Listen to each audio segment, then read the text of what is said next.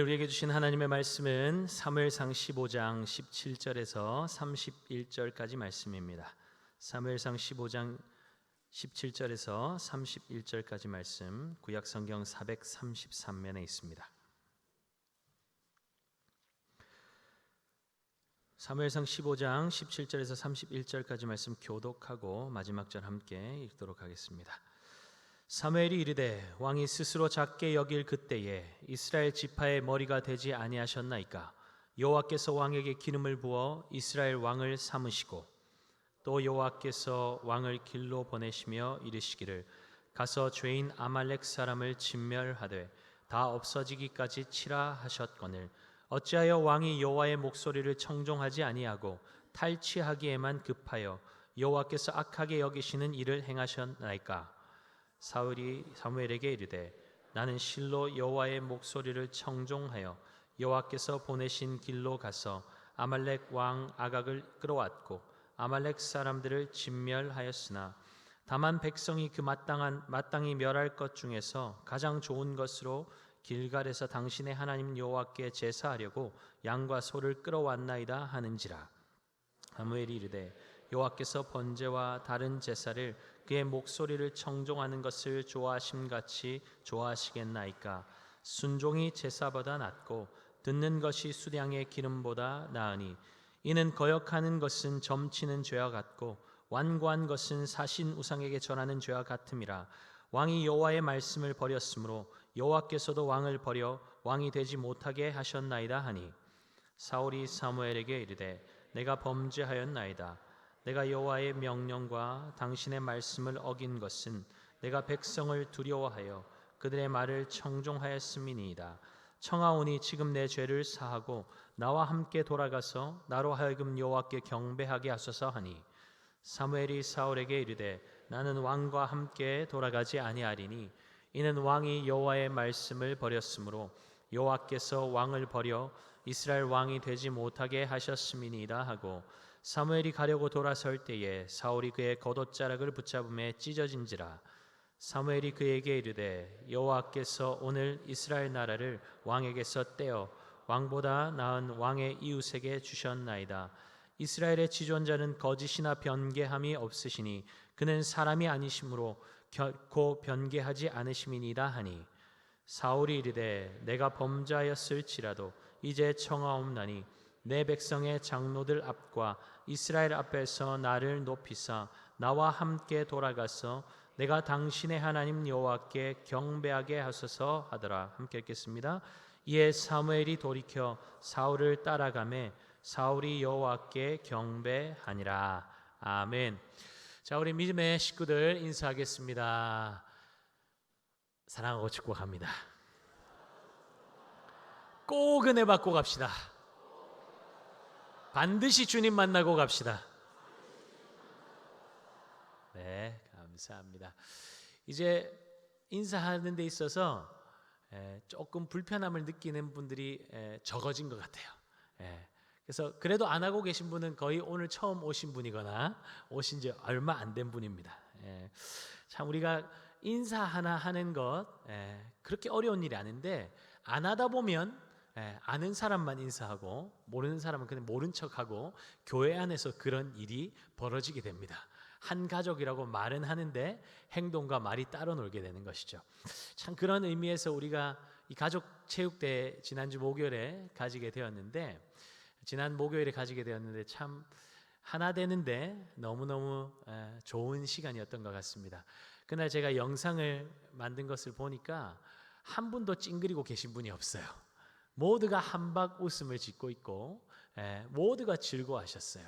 그래서 어떤 분은 10년 웃을 웃음을 그날 다 웃었다고 말씀하시는 분도 계셨습니다. 함께 하는 것에 기쁨이 있는 것이죠. 그러니까 가족됨, 우리가 식구라고 말하는데 같이 먹고 그죠?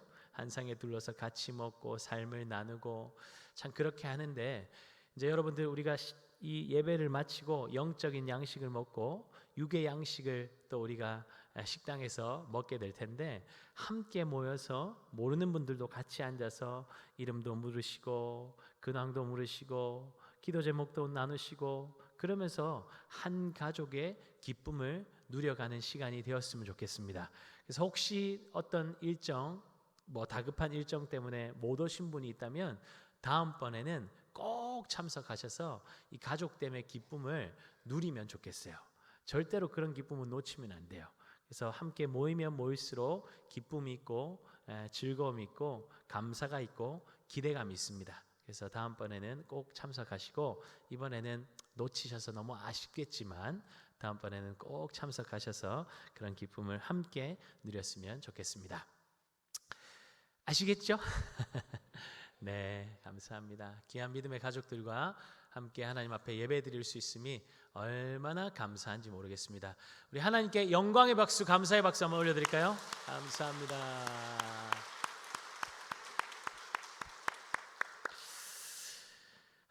오늘 본문은 사무엘이 이 사울에게 이제 왕은 여호와의 말씀을 들으소서라는 말로 또 시작되고 있습니다. 여러분, 의미심장한 메시지 아닙니까? 왕은 여호와의 말씀을 들으소서. 이제 하나님께서 당신을 왕으로 기름 부어 세우셨고 하나님께서 당신을 왕으로 택하셨습니다 라고 지금 사무엘이 이 사울에게 이야기하고 있는데, 이렇게 말하는 이유가 무엇일까요? 당신의 힘으로, 혼자 힘으로 된 것이 아니라는 것이죠. 하나님께서 사울을 왕으로 세우셨다는 것입니다. 그러니까 하나님 배제하면서 혼자 앞서가지 말고 이제 좀 하나님의 말씀을 들으라는 것입니다. 그런 강력한 권면인 것이죠. 여러분, 경상도에서 가장 힘 있는 단어 하나 딱 꼽으라면 어떤 단어 꼽으실 것 같습니까? 한번 생각해 보세요. 가장 힘 있는 단어 한 가지. 저는 경상도에서 가장 힘 있는 단어가 좀이라고 생각합니다. 좀! 이런 우스갯소리가 있죠. 할머니가 TV 앞에서 계속 왔다 갔다 하시고 머물러 계시니까 서울에서 온 손주가 할머니 TV 보고 있는데 좀 비켜주실래요? 했어요. 왜 올린지 아시죠? 네, 서울말은 뒤에만 올리면 된다고. 그런데 할머니가 도무지 자리에서 비키지를 않으시는 거죠. 그러니까 경상도 태생 손주가 나섰습니다. 딱 한마디에 할머니가 즉시 자리를 뜨셨답니다. 뭐라고 했을까요? 할매 좀! 아마 서울 경기권에서 자란 분들은 이 말이 이해가 되지 않고 정서적으로 전혀 공감이 안 되실 수 있습니다.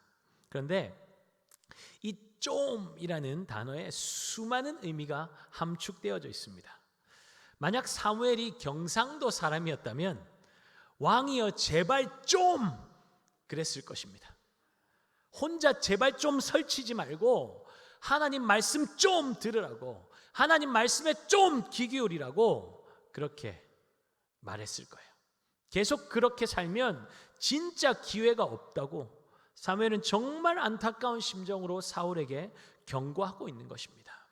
그러면서 사울이 하나님께로 다시 돌이킬 기회를 잡을 수 있도록 그에게 하나님의 주신 말씀을 전하고 하나님의 말씀에 귀 기울이라고 권면하고 있는 것이죠. 오늘 사무엘이 하나님의 말씀을 사울에게 뭐라고 전하고 있습니까? 그것은 아말렉과 전쟁을 하라는 말씀이었습니다. 그런데 이번 전쟁은 이전의 전쟁과 전혀 다른 성격의 전쟁이죠. 이 전쟁은 영토 분쟁이나 여타 다른 정치나 군사적 마찰을 계기로 발생한 전쟁이 아니라 하나님의 직접적인 명령에 의해서 시작된 전쟁이기 때문입니다. 하나님께서 왜 사울에게 아말렉과의 전쟁을 명령하셨는지 2절 말씀을, 오늘 본문 2절 말씀을 함께 보도록 하겠습니다. 만군의 여호와께서 이같이 말씀하시기를 아말렉이 이스라엘에 행한 일, 곧 애굽에서 나올 때에 길에서 대적한 일로 내가 그들을 벌하노니. 아말렉은 에서의 후예로서 이스라엘과 형제지간이라 할 수 있습니다. 그런 그들이 이스라엘 출애굽 직후에 르비딤에 이르렀을 때에 비겁하게 이스라엘 백성들의 행진에 대열의 후미에 있던 여인들과 노인들과 아이들을 공격함으로 치명적인 상처를 남기게 됩니다. 그 사건 때문에 아말렉은 이스라엘의 민족적인 원수가 된 것이죠. 하나님은 이 사건을 모세로 하여금 책에 기록하게 하시고 이스라엘 후손들에게 영원토록 기억하게 하라고 말씀하십니다. 뿐만 아니라 하나님은 아말렉과 대대로 싸워서 그들을 천하에서 도말하실 것을 맹세까지 하십니다. 왜입니까? 하나님의 백성을 대적하는 것은 곧 여호와 하나님을 대적하는 것이었기 때문입니다. 하나님은 그 일을 다시금 기억하시고 이제 사울을 통해서 그들을 심판하려고 하십니다. 3절입니다.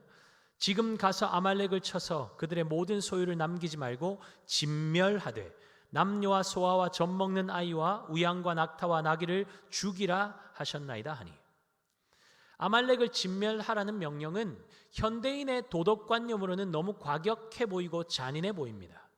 그러나 본문에 따르면 아말렉을 진멸해야 할 이유의 본질은 그들이 하나님의 뜻을 거스르고 하나님을 대적했다는 것에 있습니다. 하나님 편에서 볼 때 아말렉의 행위는 하나님의 구원 사역을 정면으로 대적하는 사단적 행위였습니다. 하나님은 하나님의 구원의 사역을 이루시기 위해서 구원 사역을 가로막는 방해물을 완전히 제거하셔야만 합니다. 왜입니까? 하나님의 구원 사역에 방해가 되기 때문이죠. 죄가 그런 것 아닙니까? 하나님과 우리 사이를 가로막고 하나님과 우리가 함께 할 수 없게 하니까 하나님께서 죄에 대해 진노를 쏟아 부으시는 것이죠. 흠없는 재물이 죄를 짊어지고 온몸이 쪼개어지고 조각나서 불에 태워지면 하나님은 그제서야 죄값이 치루어졌다고 만족하십니다. 결국 그 죄에 대한 진노를 담당하신 분이 누구십니까? 예수님이시죠. 예수님께서 십자가에서 하나님의 완전한 진노를 받아내시고 죽으셨기에 우리가 하나님과 화목하게 된 것입니다. 하나님께서 아말렉에 대해 명하신 진멸은 이러한 맥락에서 이해해야 합니다. 이스라엘과 아말렉의 싸움은 단순한 민족 간의 물리적 분쟁 차원을 넘어선 영적인 전투였습니다. 하나님의 뜻을 가로막고 대적하는 악의 세력 아말렉에 대한 진멸의 명령은 하나님은 죄악을 결단코 용납하지 않으시고 반드시 심판하신다는 것을 보여주기 위함입니다. 그러므로 사울은 아말렉을 진멸함으로써 죄악의 세력을 멸하고 하나님의 공의로운 심판을 나타내야만 했습니다. 그럼에도 사울은 악의 세력을 상징하는 우두머리 아말렉 왕을 죽이지 않았을 뿐만 아니라 하나님께 제사 드린다는 명분으로 하나님의 말씀에 불순종하고 양과 소 중에 좋은 것들만 남겨두었던 것입니다. 7절에서 9절 말씀 함께 읽겠습니다. 사울이 하윌라에서부터 애굽 앞 술에 이르기까지 아말렉 사람을 치고 아말렉 사람의 왕 아각을 사로잡고 칼날로 그의 모든 백성을 진멸하였으되 사울과 백성이 아각과 그의 양과 소의 가장 좋은 것 또는 기름진 것과 어린 양과 모든 좋은 것을 남기고 진멸하기를 즐겨 아니하고 가치 없고 하찮은 것은 진멸하니라. 하나님이 세우신 왕 사울은 자기의 소견에 옳은 대로 행하고 있습니다. 내 눈에 보기에 좋고 즐거운 것을 쫓고 있는 것이죠. 그런데 너무나 놀라운 것은 사울이 이렇게 하고도 자신의 하나님의 명령에 순종하였다고 생각하고 있다는 것입니다. 13절 말씀 볼까요? 사무엘이 사울에게 이른즉 사울이 그에게 이르되 원하건대 당신은 여호와께 복을 받으소서 내가 여호와의 명령을 행하였나이다 하니, 사무엘이 오니까 사울이 뭐라고 말하고 있습니까? 내가 여호와의 명령을 행하였나이다. 사울은 자기가 하나님의 명령에 순종했다고 굳게 믿고 있는 것처럼 보입니다. 자기 기만이죠. 사울은 스스로 속고 있을 뿐만 아니라 하나님까지도 속이고 있습니다. 승리에 도취되어서 자신의 공로를 드러내는 기념비를 세운 것을 보면 그의 삶의 중심에 이미 하나님은 없습니다. 하나님께서 명하신 진멸의 명령을 어기고 하찮은 것들만 진멸하고 자신의 보기에 좋은 것들만 남긴 사울의 이러한 행위가, 이 전쟁은 하나님의 전쟁이 아니라 자신의 전쟁이라는 것을 증명하고 있음에도 불구하고 사울은 자신이 하나님의 명령을 잘 지키는 자라고 스스로 속이고 있는 것이죠. 우리는 사울이 갑자기 이렇게 된 것이 아니라는 사실을 기억할 필요가 있습니다. 자기 기만을 정신과적인 질병으로 치부해서도 안 됩니다. 사울을 사로잡고 있는 자기 기만은 갑자기 생긴 질병이 아니라 그의 안에서 기생하며 서서히 만들어진 영적인 질병입니다. 하나님의 말씀에 기준을 두지 않고 스스로 결정하고 합리화시키는 일들이 반복되다 보니 사울 안에서 기생하며 공생관계에 있던 자기 기만이 숙주가 되어서 사울의 삶을 송두리째 장악해버린 것입니다. 지금 사울이 하나님의 명령에 반하는 죄를 범하고 있다는 것을 다른 사람들은 다 알고 있는데 정작 자기 자신만 모르는 것이죠. 부분적인 순종만으로 하나님의 명령을 행했고 스스로 아주 잘하고 있다고 믿어버린 것입니다. 사무엘은 이미 하나님께 불순종하는 사울을 왕으로 세운 것을 후회하신다는 하나님의 말씀을 듣고 밤새 하나님의 긍휼을 구하다가 사울에게로 온 것입니다. 그런데도 사울에게는 아무런 문제의식이 없습니다. 오직 나만이 존재하고 있는 그의 삶에 하나님의 뜻이 이루어지는 것이 뭐 그리 큰 일이 될 수 있겠습니까? 최근에 어떤 고등학생이 시험 공부한다고 추석 가족 모임도 빠지고 심지어 주일 예배까지도 건너뛰었다는 이야기를 저에게 들려주었습니다. 그래서 제가 질문했습니다. 그렇게 예배까지 빠지면서 공부했는데 시험 성적은 잘 나왔니? 폭망했답니다. 폭삭 망했대요. 그래서 제가 뭐라고 이야기했을까요? 너무 잘 됐다. 제가 그렇게 말했습니다. 진짜 너무 잘 됐다. 시험 폭삭 망하고 보니 주일에 예배 드리는 시간 아껴서 시험 공부한다고 성적 잘 안 나오는 것 이제 알겠지? 시험보다 중요한 것이 하나님 앞에 예배 드리는 거야. 하나님께서 너에게 그것 가르쳐 주시려고 폭망하게 하신 거야. 그랬더니 아이가 교회 안 나가는 것 허락해 준 아빠가 문제래요. 부모 탓을 하는 거예요. 물론 믿음의 부모가 제대로 가르치지 않고 주일 예배 빠지는 것을 허용했기 때문에 그런 것 맞습니다. 그게 팩트예요. 물론 아빠가 잘못했지만 제가 그랬어요. 물론 아빠가 잘못했지. 그렇게 가르치지 않은 거 잘못한 거지. 그러나 이제는 적어도 네가 이 일을 통해서 큰 깨달음을 얻었으니 시험 공부와 예배를 바꾸는 일은 없을 것 아니냐. 그랬더니 고개를 끄덕끄덕 하더라고요. 여러분, 지금 제가 별것 아닌 사건을 말씀드리는 것 같지만 이 작은 사건들이 아이들의 삶에 허용되기 시작하면 그것들이 우리 아이들을 하나님과 멀어지게 만드는 엄청난 장애물이 될 것입니다. 완전히 하나님과 관계를 끊도록 만들어 버릴 거예요. 부모들이 자녀들에게 올바른 진리를 가르치지 않고 삶의 목적을 분명하게 심어주지 않으면 불신앙의 죄가 우리 다음 세대를, 우리의 과정을 쥐고 흔들도록 모든 주도권을 내어주는 빌미를 제공하게 되는 것입니다. 여러분, 동성애의 죄가 문화와 인권이라는 화려한 옷을 입고 우리 다음 세대 자녀들의 삶에 파고들고 있습니다.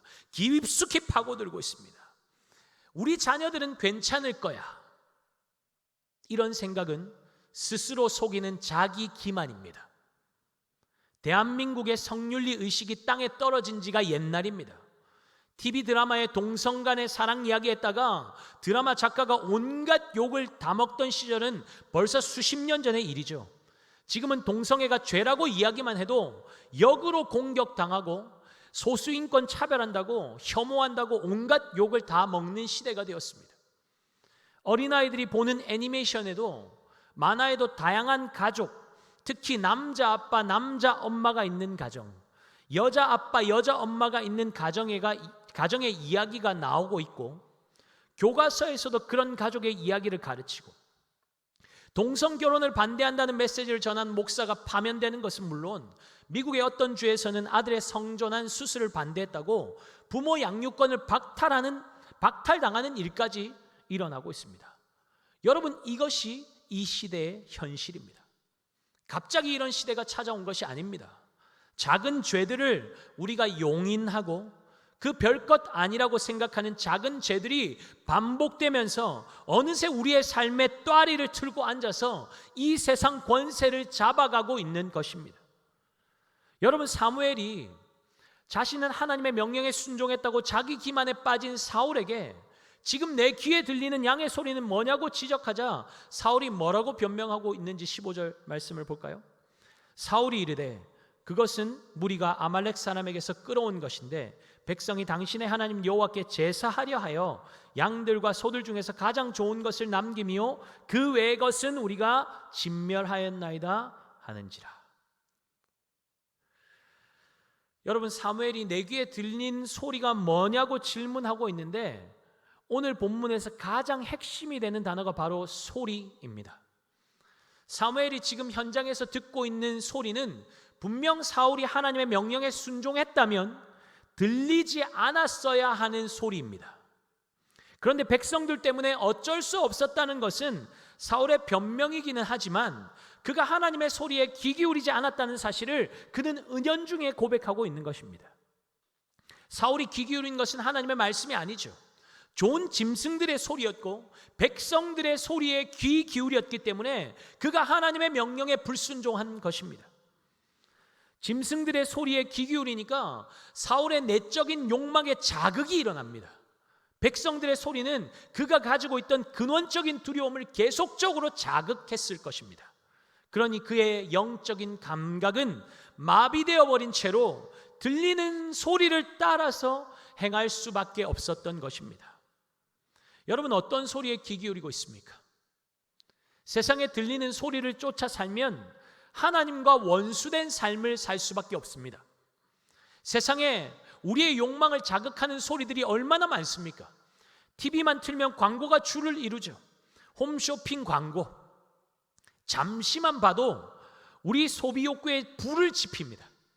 잠깐 보고 있는데 분명 나에게는 필요 없는 것이라고 생각했는데 계속 보다 보니까 갑자기 그 아이템이 나에게 반드시 필요한 필수템으로 생각이 바뀌어 버리는 거죠.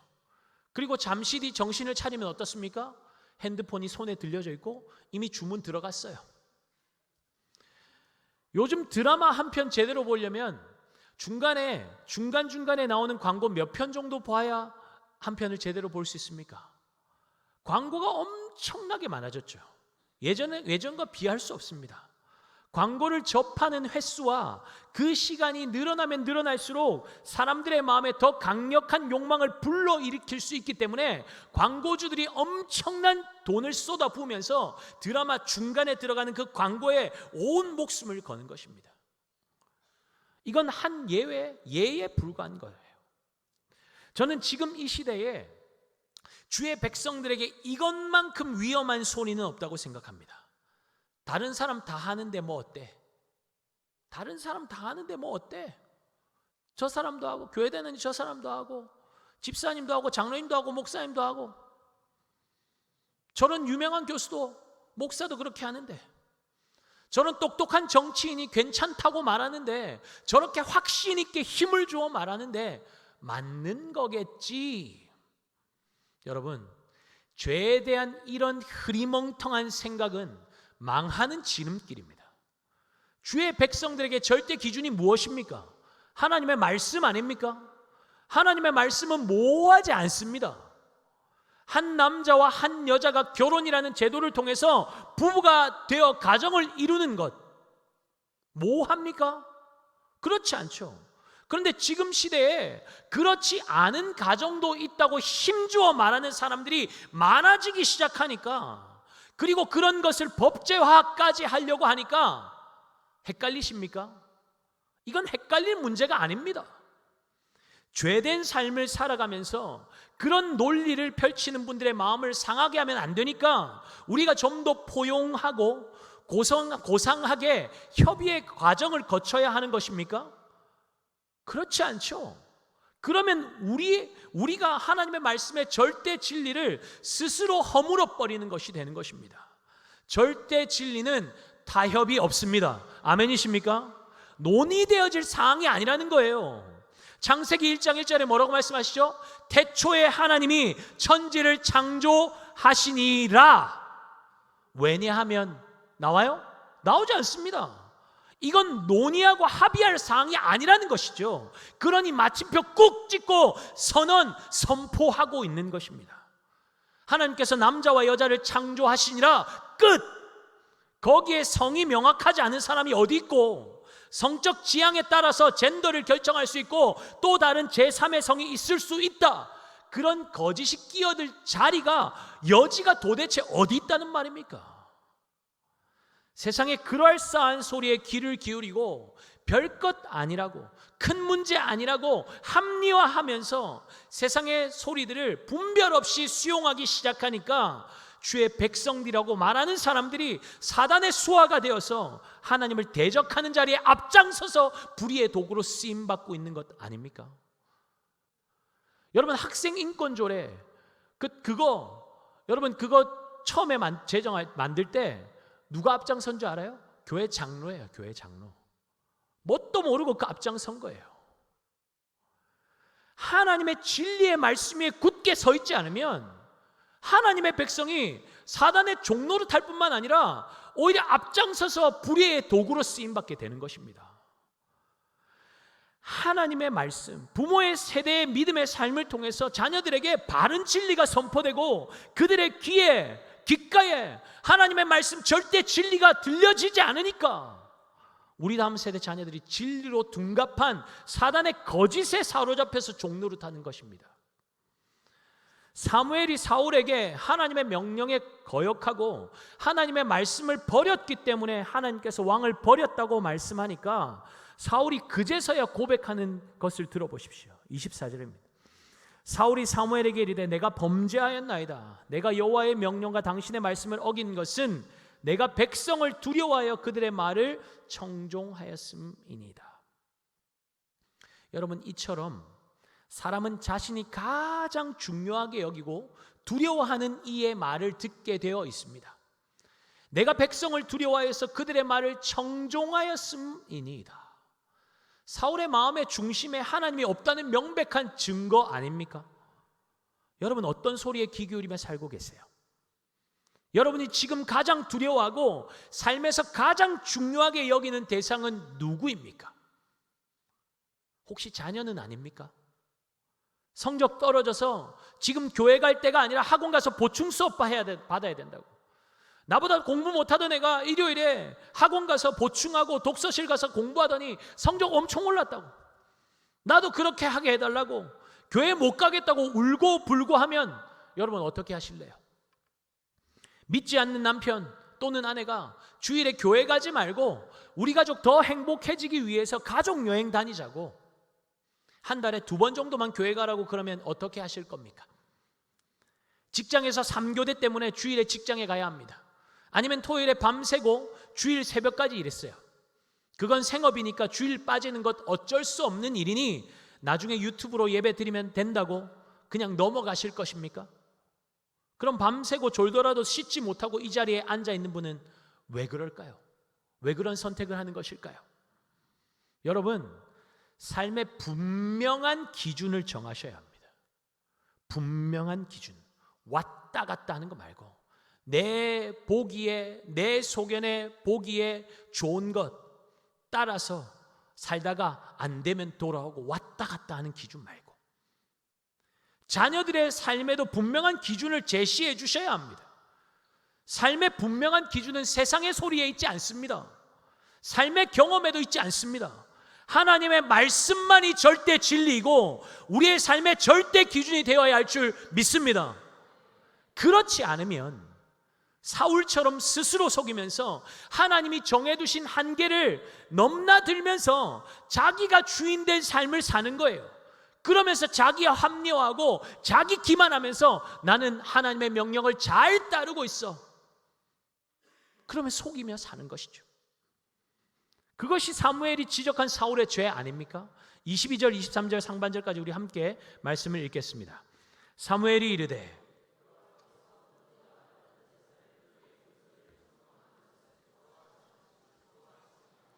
순종이 제사보다 낫고 듣는 것이 수량의 기름보다 나으니 이는 거역하는 것은 점치는 죄와 같고 완고한 것은 사신 우상에게 전하는 죄와 같음이라.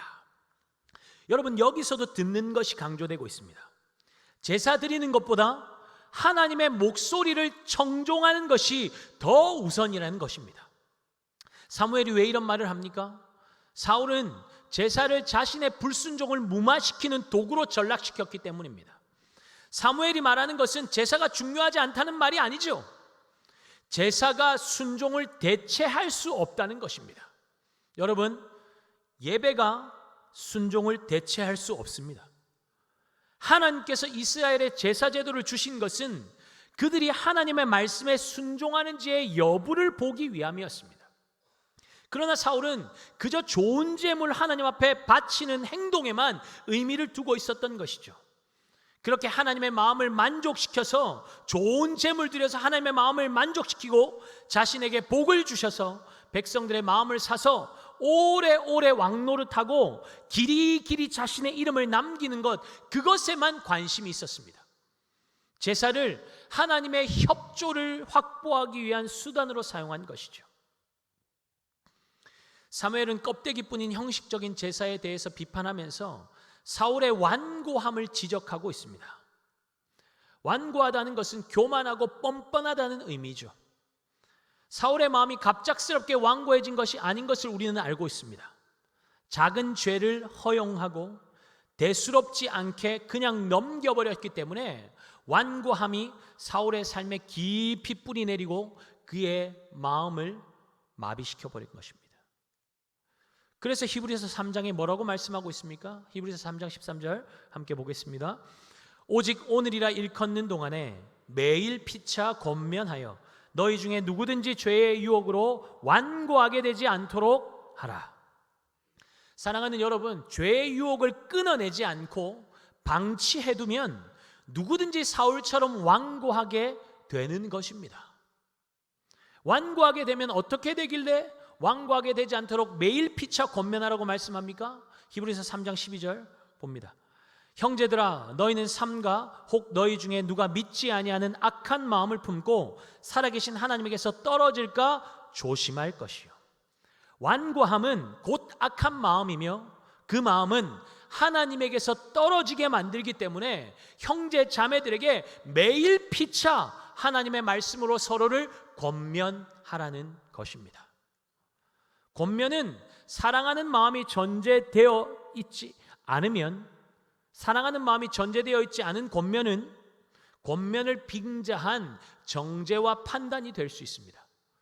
사무엘이 사울을 왕으로 세우신 것을 후회하신다는 하나님의 말씀을 듣고 바로 달려와서 그를 정죄하고 판단하지 않았습니다. 꾸짖지 않았습니다. 온 밤을 근심하며 하나님 앞에 머물러서 사울을 위해서 부르짖었다는 것을 우리는 기억해야 합니다. 사랑하는 여러분, 우리 구미강동교회가 공동체가 이런 사랑의 공동체 되기를 예수님의 이름으로 축복합니다. 하나님이 주신 사랑의 마음으로 서로를 매일 피차 권면하여서 마음이 완고해지지 않도록, 완고함으로 하나님 앞에서 떨어져 나가는 지체가 한 사람도 생기지 않도록 하나님의 음성에 귀 기울이며 사는 믿음의 사람으로 설 수 있도록 서로를 권면하고 하나님 앞에 그렇게 굳게 세우는 아름다운 공동체 되기를 예수님의 이름으로 축복합니다. 마음이 완고해진 사울은 사무엘의 사랑의 권면을 제대로 듣지 않습니다. 자신의 죄가 명백하게 드러났고 하나님의 심판이 선언되었음에도 그의 관심은 여전히 다른 것에 있었습니다. 30절 말씀 함께 읽겠습니다. 사울이 이르되 내가 범죄하였을지라도 이제 청하옵나니 내 백성의 장로들 앞과 이스라엘 앞에서 나를 높이사 나와 함께 돌아가서 내가 당신의 하나님 여호와께 경배하게 하소서 하더라. 사울이 사무엘의 겉옷이 찢어질 정도로 간절히 붙잡고 늘어졌던 이유는 하나님께 경배드리기 위함이 아니었습니다. 나로 하여금 당신의 하나님께 경배드리게 하소서 말하고 있지만 그 이유가 아니었어요. 여러분, 경배의 뜻이 뭡니까? 공경이 공선하여 절한다. 특정한 대상을 높이 받들며 예배한다는 의미가 이 경배라는 뜻의 의미입니다. 그런데 사울은 지금 뭐라고 말하고 있습니까? 장로들과 이스라엘 앞에서 나를 높이사, 장로들과 이스라엘 앞에서 나를 높이사. 경배의 이유가 하나님을 경배하기 위함이 아니죠. 나를 경배하기 위함이죠. 사울의 제사는 자신의 체면 유지, 명예 유지, 인기 유지용일 뿐이었습니다. 여러분, 이것이 우상 숭배입니다. 하나님 아닌 나를 높이는 것, 나의 필요를 위해서 하나님을 이용하는 것. 여러분, 그래서 우리 교회에 아무리 유명한 정치인이 와도 예배 시간에 인사시키지 않는 것입니다. 대통령이 와도, 대통령 할아버지가 와도 예배 시간을 양보하면 안 됩니다. 왜입니까? 예배는 오직 하나님 한 분만 높이는 시간이기 때문입니다. 아멘입니까? 아멘이에요. 여러분, 혹시나 이 예배 시간에 내 아픔, 내 상처 위로받는 것이 우선이 되어 있다면 여러분, 그것도 우상 숭배예요. 나를 경배하는 거예요. 하나님 경배하는 것 아닙니다. 분명히 하셔야 돼요. 하나님 홀로 영광 받으시고 하나님의 이름만 높임 받으시는 시간이 바로 예배의 시간입니다. 여러분, 예배의 목적을 분명히 하십시오. 하나님을 그렇게 섬기다 보면 긍휼이 풍성하신 하나님께서 우리에게 찾아오셔서 우리를 위로하시고 회복시켜 주시고 기쁨을 주시고 만족을 주시고 감사가 넘치게 하시는 것이지, 그것 자체가 목적이 되면 여러분, 우리의 예배는 우상 숭배로 전락되는 것입니다. 여러분, 우리의 삶의 이 기준이 무너지면 다 무너져 내리는 거예요. 예배가 무너지면 삶이 무너져 내립니다. 만약 예배 시간을 지키면서 하나님이 아니라 사람들이 나를 어떻게 볼까? 내가 예배를 이렇게 드리면 다른 사람들이 나를 인정해 주겠지. 하나님 이렇게 열심히 섬긴다고 칭찬해 주겠지. 이렇게 열심히 예배드리면 하나님께서 감동하셔서 나에게 더 많은 복을 내려주시겠지. 이러한 생각은 오해고 착각입니다. 사랑으로 권면드립니다. 여러분의 마음이 죄의 유혹으로 완고해지지 않도록 주님 앞에 깨어나는 은혜가 있기를 예수님의 이름으로 축복합니다. 귀와 마음이 둔해져서 하나님의 말씀은 놓쳐버리고 사람의 말에, 세상의 소리에 귀 기울이며 사는 안타까운 삶 살지 마시고 우리의 삶의 주인 되시며 우리의 모든 것 되시는 우리 주님의 말씀에 귀를 기울이고 그 말씀 따라 사는 저와 여러분의 삶이 될 수 있기를 예수 그리스도의 이름으로 축복합니다. 순종이 제사보다 나은 것은 그 순종의 대상이 바로 온 천지 만물을 창조하시고 지금도 운행하고 계시며 우리의 삶을 다스리시는 하나님이시기 때문입니다.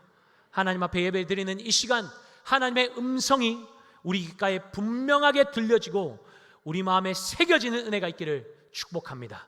그 말씀 앞에 청종함으로 반응하는 주의 백성들 되시기를 예수 그리스도의 이름으로 축복합니다. 아멘. 우리 다 함께